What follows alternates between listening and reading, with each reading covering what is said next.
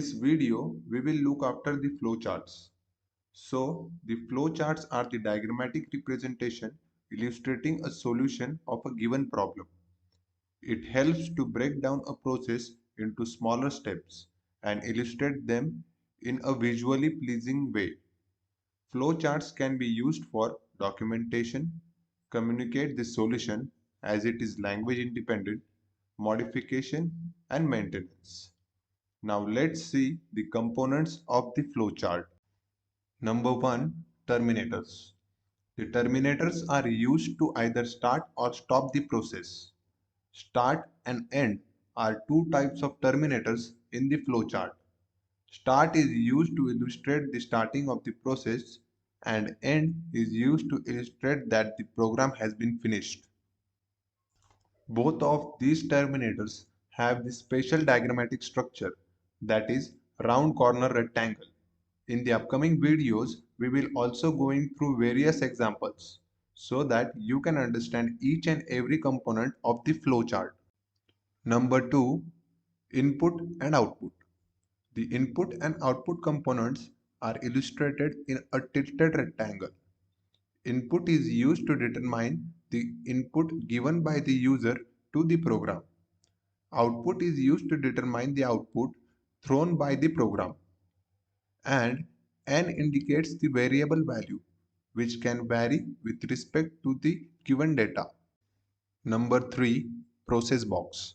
And process box is the main component which indicates the implemented logic for the program.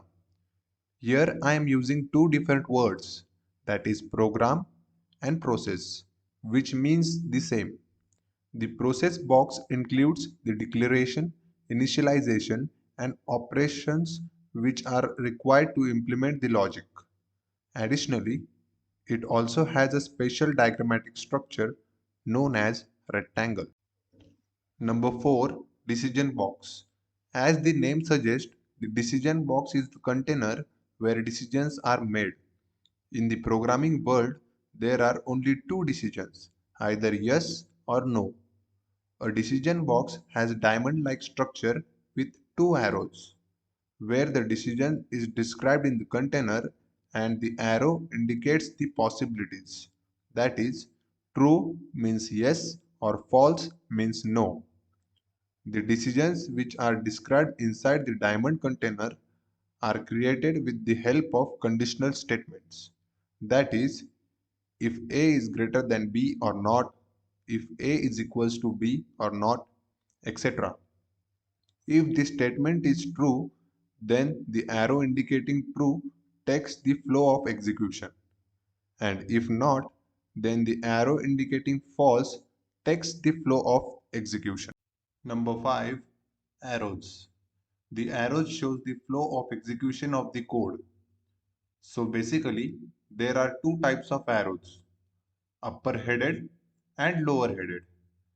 The upper headed indicates execution from bottom to top and lower headed indicates the execution from top to bottom. So in summary, we have covered 5 components of the flowchart: the terminators, input and output, process box, decision box, and arrows. Thank you.